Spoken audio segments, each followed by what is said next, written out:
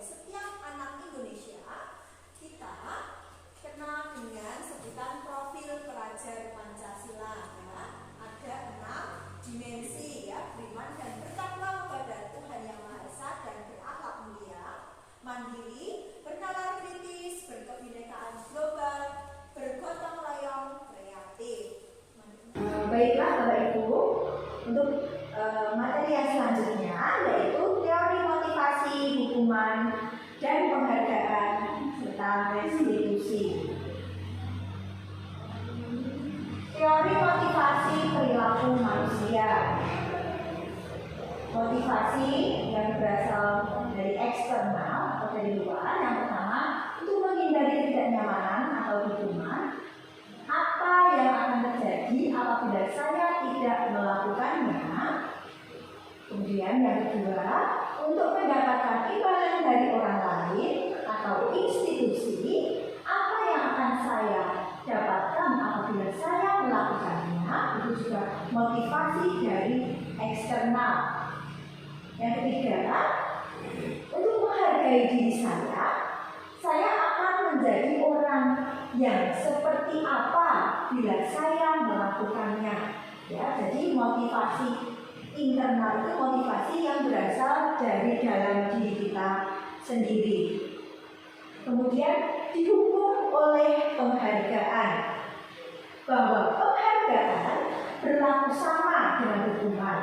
Dalam arti meminta atau membujuk seseorang melakukan sesuatu untuk memenuhi suatu tujuan tertentu dari orang yang meminta atau membujuk. Dorongannya eksternal dan ada faktor ketergantungan. Beberapa dampak dari pemberian penghargaan diantaranya pengaruh jangka pendek dan jangka panjang. Tadi ya, dihukum oleh penghargaan. Misalkan tadi contohnya adalah kita memberikan stiker atau permen, itu adalah pengaruhnya itu jangka pendek, bukan jangka panjang. Penghargaan menghukum.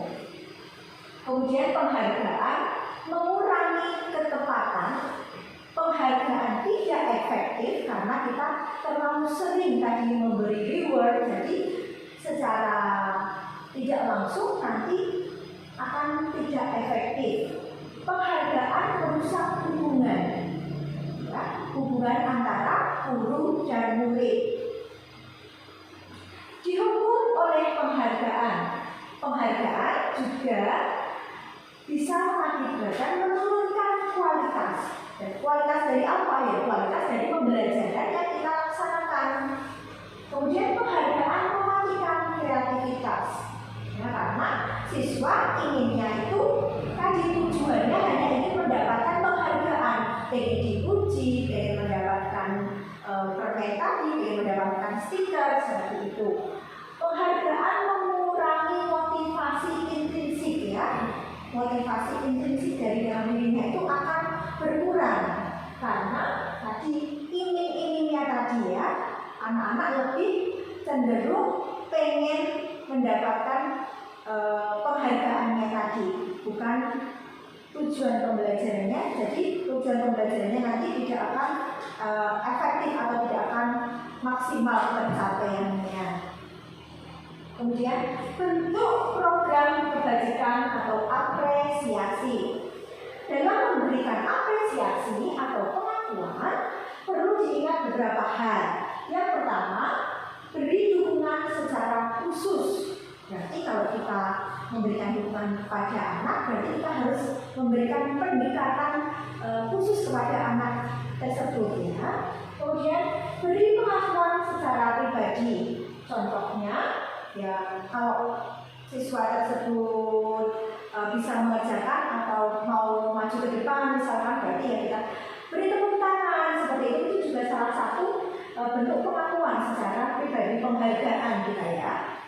Yang ketiga, beri pengakuan kepada semua murid atau bergantian. Jadi dalam memberikan penjelasan atau saat kegiatan pembelajaran, kita tidak boleh pilih-pilih murid. Jadi semuanya ini memiliki kesempatan yang sama, ya. Jadi kalau presentasi tidak hanya 1-2 individu saja, tapi semuanya harus terlibat dalam presentasi, misalkan dalam bentuk presentasi kelompok-kelompok kecil seperti itu. Yang keempat, beri pengakuan secara konsisten, ya. Kita dalam menjalankannya harus selalu konsisten. Kalau Misalkan ada apa ya, tugas seperti itu ya. Misalkan tugasnya harus dikumpulkan dalam waktu 2 minggu. Jadi kita juga harus konsisten, maksimal 2 minggu ya, maksimal 2 minggu seperti itu, konsisten ya. Yang keempat, fokus pada proses. Kita dalam seorang guru dalam memberikan apresiasinya, kita harus berfokus pada prosesnya, apa yang dilaksanakan oleh anak. Nah, proses kegiatan pembelajarannya, bukan hasilnya, tapi lebih pada proses kegiatan pembelajarannya. Contoh pengakuan atau apresiasi kebajikan. Pembuka, kemarin saya perhatikan nilai kebajikannya, rasa empatimu besar sekali. Situasi pada saat menolong murid baru kita di kelas kita. Pembukanya, saya menghargai nilai kebajikannya. Menghargai berarti nilai kebajikannya adalah kepedulianmu. Untuk situasinya, pada saat kamu membantu teman-temanmu di tugas kelompok. Nah, ini contoh sikap peduli atau nilai kebajikan peduli itu dapat kita lihat dalam situasi ketika anak saling membantu dalam kegiatan berkelompok. Kemudian, terima kasih untuk nilai kebajikannya, rasa tanggung jawab. Situasinya, pada saat kamu memungut kertas-kertas yang berserakan di lantai, ya, ketika anak-anak ini biasanya bermain, kelasnya menjadi kotor, anak-anak membersihkan kelas, membersihkan kertas-kertasnya, itu adalah salah satu bentuk dari rasa tanggung jawab. Tarik tanggung jawab dari anak-anak itu, berarti kita harus mengucapkan apa kepada anak-anak? Terima kasih, ya seperti itu. Kemudian tindakan guru di sini, Bapak Ibu bisa melihat ya, ada tugas perbedaan hukuman dan konsekuensi. Yang pertama, mencatat 100 kali di dalam buku kalimat saya tidak akan terlambat lagi karena terlambat ke sekolah. Kemudian tugas yang kedua, soal yang kedua, lari mengelilingi lapangan basket 2 kali karena terlambat hadir di sekolah, nanti termasuk hukum atau konsekuensi ya. Bapak Ibu bisa membaca dulu ya tindakan-tindakan dari guru di sini. Yang ketiga, murid diminta untuk push up 15 kali karena tidak menggunakan masker ke sekolah. Yang keempat, menggantikan kertas tugas teman yang telah dicoret-coret. 5. Membersihkan tumpahan air di meja tulis karena tersenggol pada saat belajar. Kemudian tindakan guru yang selanjutnya, murid disuruh untuk mengenakan sepatu seharian di sekolah karena tidak menggunakan sepatu hitam. Yang terakhir, lari mengelilingi lapangan basket 2 kali karena terlambat 10 menit untuk pelajaran PJOK. Mari kita bahas bersama-sama ya Bapak Ibu. Tadi sudah dibaca semuanya ya Bapak Ibu ya. Nah, untuk yang pertama, mencatat 100 kali di dalam buku kalimat. Saya tidak akan terlambat lagi karena saya tidak akan terlambat lagi ke sekolah. Itu termasuk adalah hukuman ya. Karena hukuman ini sifatnya hanya mengakibatkan efek jera yang sementara. Kemudian yang kedua, lari mengelilingi lapangan basket 2 kali karena terlambat hadir di sekolah. Ya, itu juga berupa hukuman, ya, hukuman fisik, lari mengelilingi lapangan. Untuk yang selanjutnya, murid diminta untuk push up 15 kali karena tidak menggunakan masker. Nah, ini juga fisik lagi, berarti ini juga merupakan hukuman. Ya, betul sekali Bapak Ibu. Kemudian menggantikan kertas tugas teman yang telah dicoret-coret ya. Ya, kalau di sini bukan hukuman tapi konsekuensi. Konsekuensi dari tindakannya. Karena siswa ini telah mencoret-coret kertas temannya sehingga kertas temannya tidak bisa digunakan lagi. Ya, konsekuensinya sebagai bentuk pertanggungjawabannya maka dia harus mengganti kertas teman tersebut, mengganti bukunya teman tersebut dengan yang baru supaya teman tersebut bisa menggunakannya lagi, seperti itu ya. Nah, jadi konsekuensi tadi juga memberikan solusi terhadap masalah. Selanjutnya, membersihkan tumpahan air di meja tulis karena tersenggol pada saat belajar. Nah, ini juga salah satu konsekuensinya. Kalau membuat kotor, ya konsekuensinya kita harus membersihkan, seperti itu ya Bapak Ibu. Selanjutnya, murid disuruh untuk mengenakan sepatu seharian di sekolah karena tidak mengenakan sepatu hitam. Murid disuruh untuk tidak mengenakan sepatu seharian karena tidak mengenakan sepatu hitam. Jadi murid tadi disuruh untuk nyeker seperti itu ya. Itu berarti berupa hukuman ya. Yang terakhir, lari mengelilingi lapangan basket 2 kali karena terlambat 10 menit untuk pelajaran PJOK. Nah, ini konsekuensi ya. Kenapa konsekuensi bukan hukuman? Karena di sini sudah dikatakan, berarti sudah ada bentuk kesepakatan. Di sini ada kata terlambat 10 menit. Berarti misalnya terlambat boleh, tapi tidak boleh lebih dari 10 menit. Karena sudah dari 10 menit, maka konsekuensinya siswa tersebut harus mengelilingi lapangan sebanyak 2 kali putaran. Seperti itu Bapak Ibu. Perbedaan hukuman dan konsekuensi. Bapak Ibu bisa memperhatikan atau membaca di depan ya. Hukuman dan konsekuensi itu sangat berbeda. Hukuman itu sesuatu yang menyakitkan, harus terjadi. Kemudian membuat anak sakit, fisik maupun hati, untuk jangka waktu lama. Anak membenci kedisiplinan. Ya, jadi anak ini, hukuman ini bisa menyebabkan anak menjadi benci dengan disiplin seperti itu. Mendorong anak menyakiti diri sendiri karena bersifat fisik, jadi anaknya bagaimana? Ya, merasa ini badannya tersakiti sendiri seperti itu. Kemudian konsep diri yang buruk. Nah, anak belajar untuk menyembunyikan kesalahan. Jadi memberikan hukuman ini bisa menyebabkan anak tersebut tidak jujur ya. Ya, dia menutup-nutupi apa yang telah dia lakukan.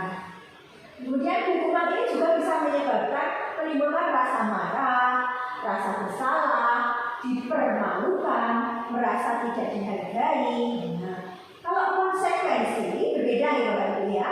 Bisa diperhatikan, konsekuensi sesuatu harus terjadi, membuat anak merasa tidak nyaman dalam jangka waktu pendek. Ya, konsekuensi itu menyebabkan tidak nyaman tapi jangka pendek, tapi nanti akan memberikan dampak baik jangka panjangnya seperti itu. Anak menghargai disiplin, stimulus tanggapan, mendorong anak agar mudah menyesuaikan diri, konsep diri yang baik, anak belajar untuk mematuhi peraturan. Kemudian konsekuensi juga kehilangan hak, dibuat tidak nyaman, diasingkan untuk sementara waktu. Seperti itu. Untuk selanjutnya, identitas gagal hukuman dan identitas sukses disiplin. Hukuman, sesuatu yang menyakitkan harus terjadi. Konsekuensi, sesuatu harus terjadi. Restitusi merupakan pilihan. Kemudian, untuk hukuman tidak nyaman untuk murid. Hukuman itu tidak nyaman bagi anak. Anak untuk jangka waktu panjang. Jadi, dengan memberikan hukuman pasti akan selalu diingat oleh anak tersebut. Anak itu selalu ingat di memorinya. Oh, saya itu pernah dihukum oleh Bapak A atau Ibu Guru A, seperti itu. Kemudian konsekuensinya tidak nyaman untuk murid atau anak untuk jangka waktu pendek. Kalau konsekuensi itu jangkanya pendek, tidak nyaman sekarang saja, tapi jangka panjangnya itu demi kebaikan seperti itu. Restitusi penguatan untuk murid atau anak dalam jangka waktu panjang. Hukuman itu anak itu sebagai korban untuk mendapatkan keadilan. Konsekuensinya korban bisa diabaikan. Restitusi korban mendapatkan ganti.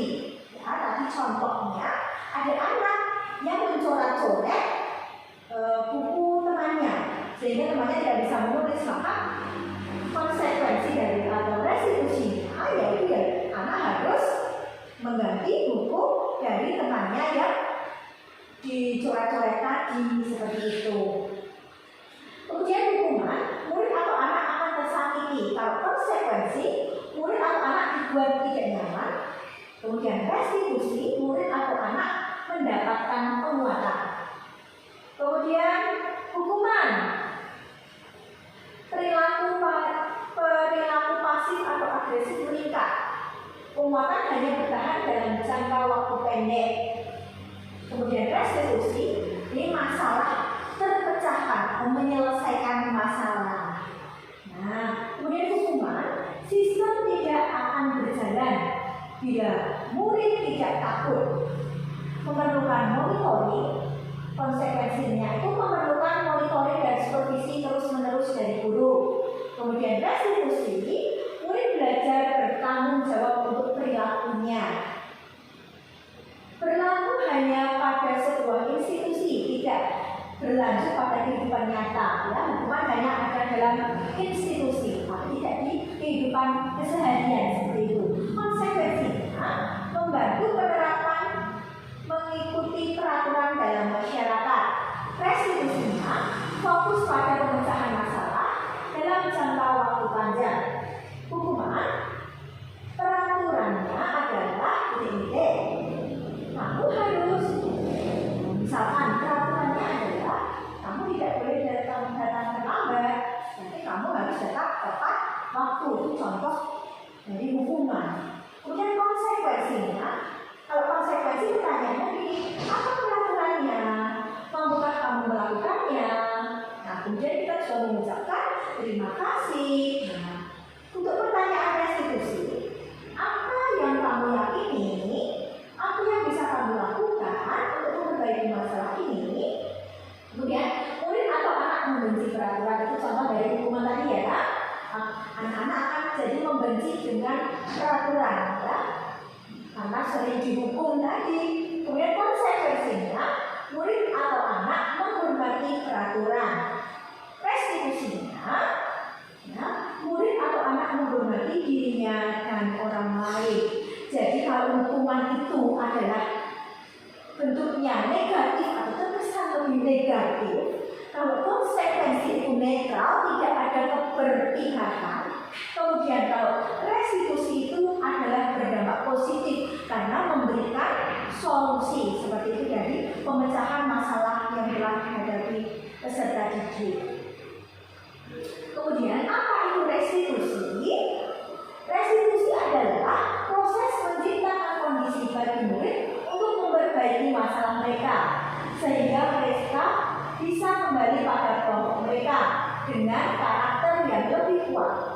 Restitusi juga merupakan proses kolaboratif yang mengajarkan murid untuk mencari solusi untuk masalah mereka dan membantu murid berpikir tentang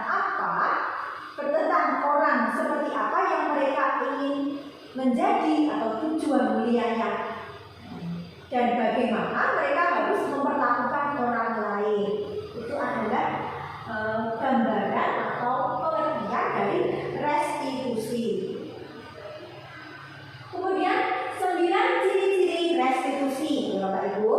Yang pertama, bukan untuk menebus kesalahan, namun untuk belajar dari kesalahan. Ya, kesalahan itu dijadikan suatu pembelajaran seperti itu. Yang kedua, memperbaiki hubungan, ya, hubungan antara korban dan pelaku seperti itu, supaya hubungannya itu menjadi baik kembali. Ya. Yang ketiga, tawaran bukan paksaan. Berarti kita menawarkan. Nah,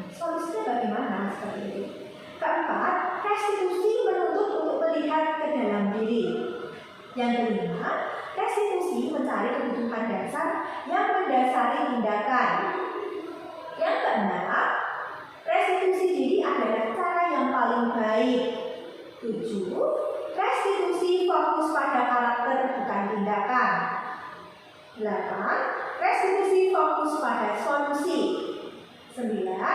Restitusi mengembalikan murid yang berbuat salah pada kelompoknya. Jadi supaya tidak ada penolakan terhadap temannya di dalam kelompok tersebut karena dia telah melakukan kesalahan seperti itu.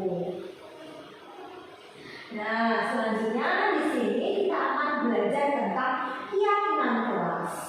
Ya, mengapa tidak peraturan saja? Mengapa harus keyakinan kelas? Itu pertanyaannya. Mengapa kita memiliki peraturan harus menggunakan helm bila mengendarai kendaraan roda 2? Kira-kira mengapa kita harus menggunakan helm? Iya, karena supaya aman ya, helm itu sebagai pelindung. Kemudian yang kedua, mengapa kita memiliki peraturan 3M? Menggunakan masker, mencuci tangan, dan menjaga jarak 1,5 meter. Nah, kenapa kira-kira kita punya peraturannya?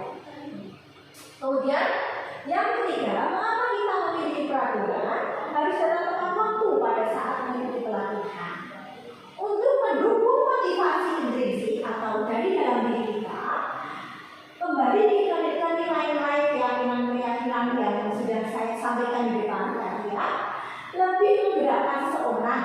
Ya, keyakinan itu lebih menggerakkan seseorang dibandingkan mengikuti serangkaian peraturan.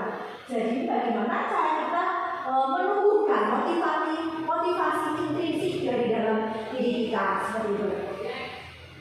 Nah, ini ya, Bapak Ibu, peraturan kelas itu intinya ya, peraturan kelas itu bentuknya paling kecil. Ya, kemudian di dalam peraturan itu kita bentuk menjadi sebuah keyakinan kelas. Nah, keyakinan kelas itu akan menimbulkan lingkungan yang positif sehingga akan menjadi budaya positif di lingkungan sekolah. Seperti ini ya, jika dilihat dari bentuk seperti apa ya ini bentuknya ya? Iya, seperti pohon, ya, lapisan-lapisan pohon.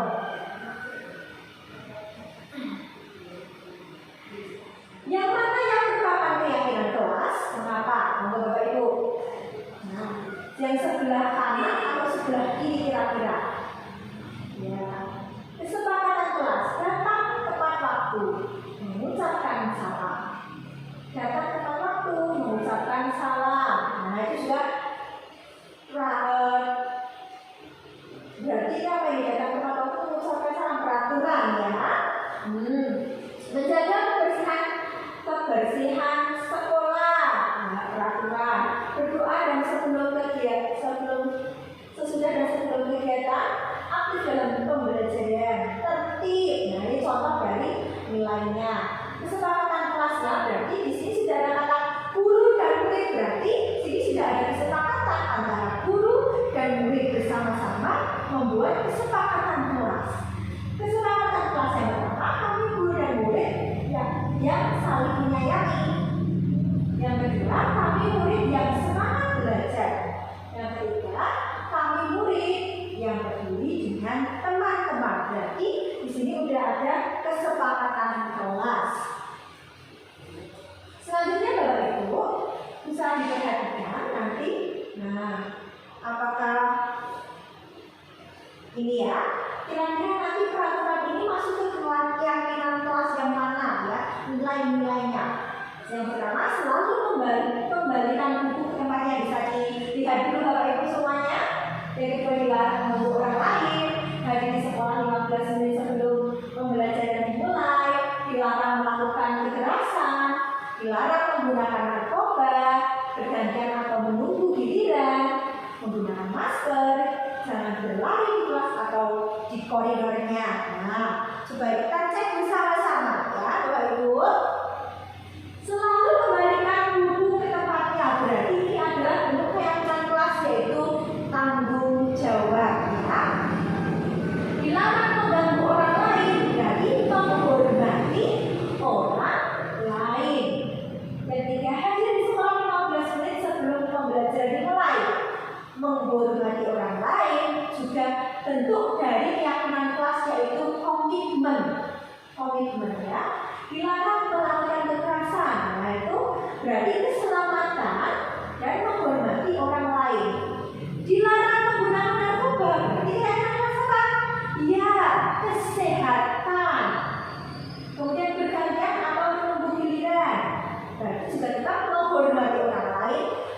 juga berarti apa? Ya, kesabaran, bersabar. Gunakan masker.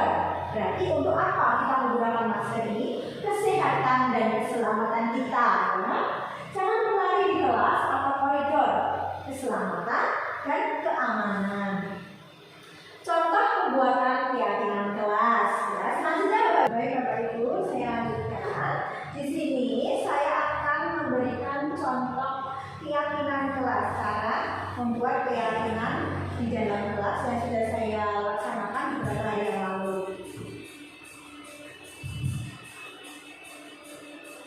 Ya, keyakinan kelasnya kalau sudah dijadi itu dibuat, kemudian ditandatangani, ya, ditandatangani oleh semua anggota kelas, semua anak di dalam kelas tersebut. Yang pertama seperti biasa yaitu pembukaan, ya,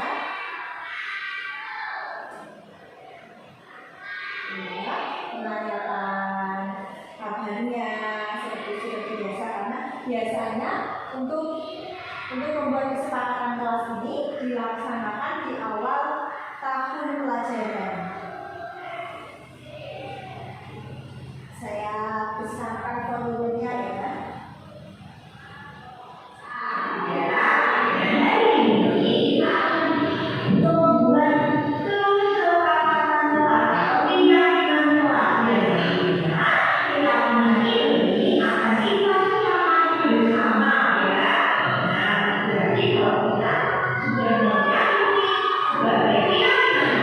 Sudah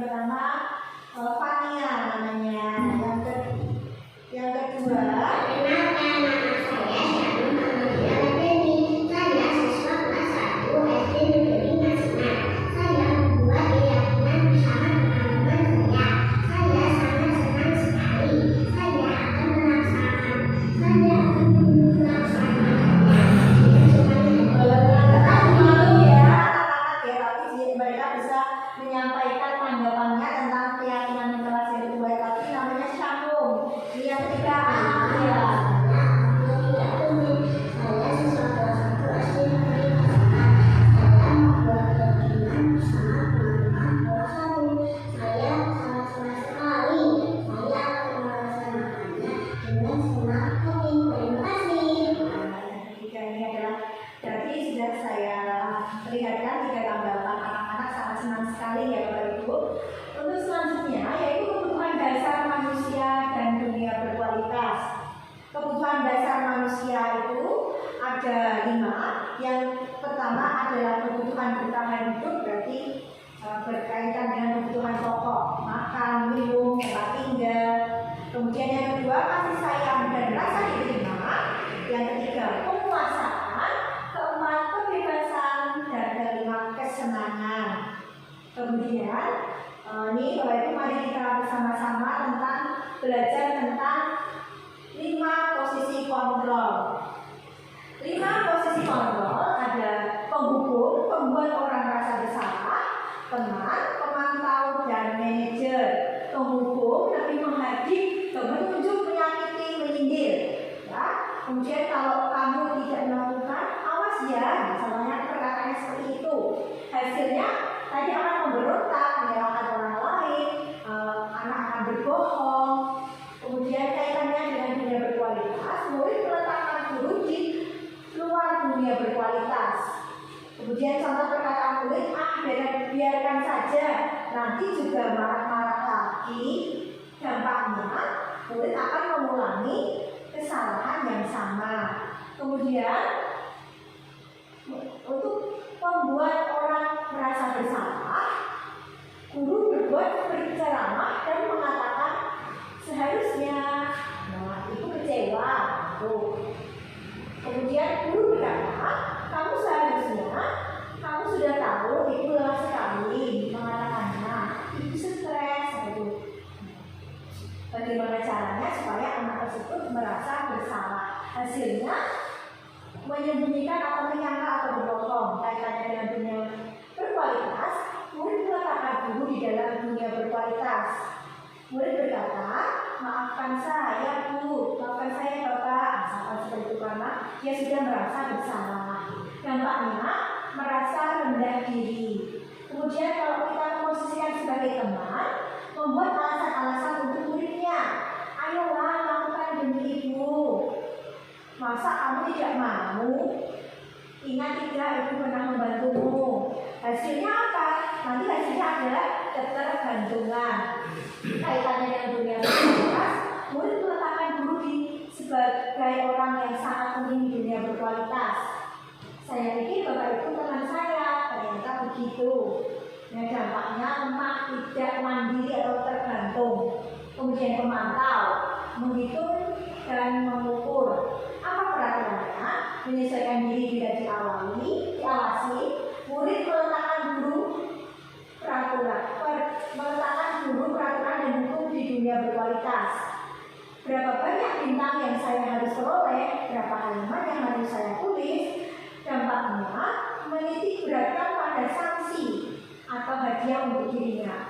Kemudian ini 5 posisi kontrol yang kita sebagai manajer itu alangkah baiknya kita memposisikan diri sebagai guru itu memposisikan diri sebagai posisi kontrol manajer, yaitu mengajukan pertanyaan-pertanyaan dulu, ya, jangan asal menghukum.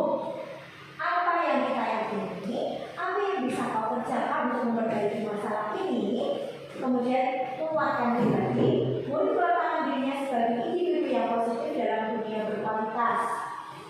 Bagaimana caranya saya bisa memperbaiki keadaan? Mengevaluasi diri, bagaimana cara memperbaiki diri.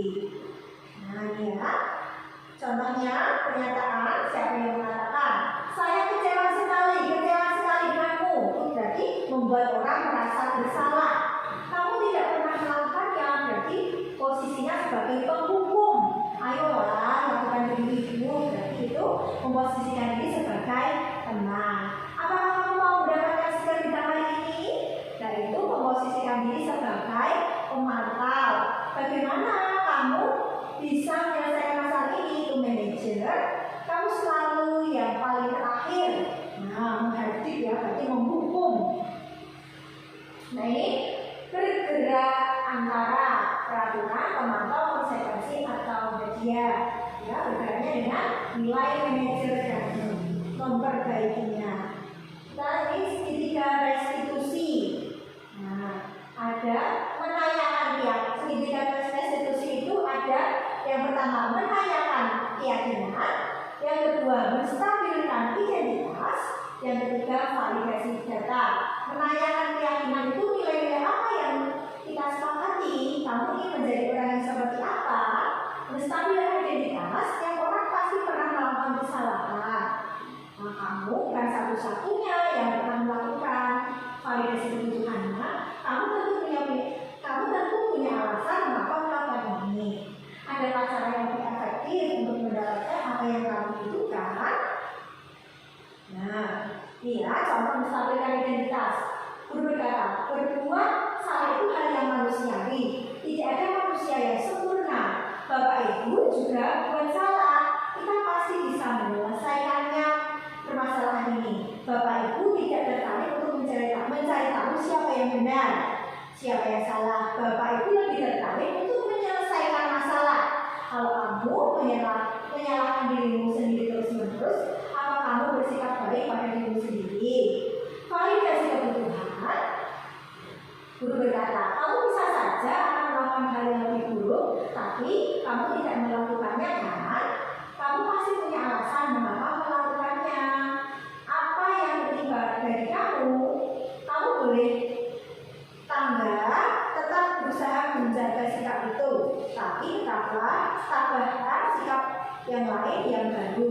Maukah kamu belajar cara lain untuk mendapat yang kamu butuhkan tanpa harus memukul? Apa kamu bisa melakukan dengan lebih baik lagi besok? Nah, untuk menanyakan keyakinan, guru, apa nilai yang kita pelajari di kelas atau sekolah kita?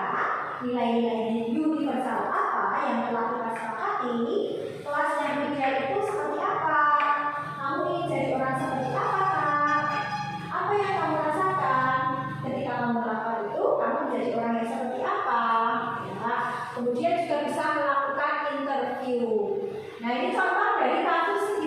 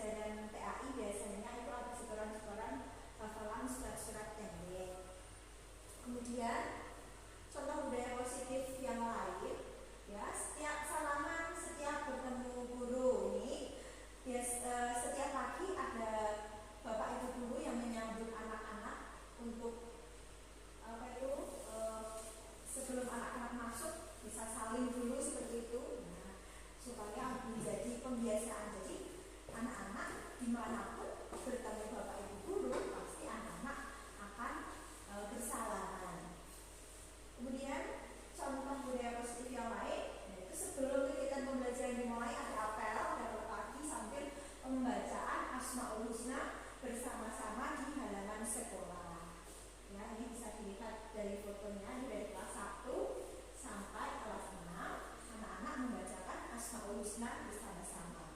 Kemudian budaya positif yang lain, hafalan surat pendek tadi, ya. Nih, yang selanjutnya makan sayur bersama. Nah, ini makan sayur bersama ini biasanya setiap kegiatan setelah olahraga, anak-anak diminta pada saat jam kegiatan atau belajar olahraga diminta membawa bekal makanan dan sayuran, ada sayur dan lauknya. Nah, supaya jadi pembiasaan anak-anak suka makan sayur dari sekolahan, tapi nanti bisa di rumah juga. Kemudian ini contohnya yang lain adalah berbaris dan menyanyikan lagu-lagu nasional. Nah, ini seperti ini di barisan dulu dan menyanyikan lagu nasional ya, untuk menumbuhkan rasa jiwa nasionalisme. Kemudian juga tertib, ada tanggung jawabnya juga, ada disiplinnya juga di sini. Ini, nah, seperti ini. Ini siswa-siswi kelas 1 ya Bapak Ibu, disiapkan dulu ini. Nah, seperti di gambarnya, nah, disiapkan. Kemudian anak-anak menyanyikan lagu bersama sambil jalan di tempat seperti itu. Jalan di tempat menyanyikan lagu nasional. Lagu nasionalnya itu bisa berganti-ganti, hari ini Halo-Halo Bandung, besok ganti Syukur. Nah, itu terserah ya, terserah anak-anak. Nanti menjadi pemimpin barisan pun juga bergantian seperti itu. Kemudian setiap hari Jumat juga ada Jumat Sehat di sini. Anak-anak bersama Bapak Ibu guru bersama-sama melaksanakan senam bersama di halaman sekolah ya. Nah, seperti ini. Nah, berikut. Terima kasih. Demikian tadi adalah sedikit yang dapat saya sampaikan tentang berbagi budaya positif ya. Di sini saya bila banyak kesalahan, banyak memohon maaf kepada Bapak Ibu. Semoga apa yang saya sampaikan ini dapat bermanfaat bagi kita semua. Terima kasih. Assalamualaikum warahmatullahi wabarakatuh. Waalaikumsalam.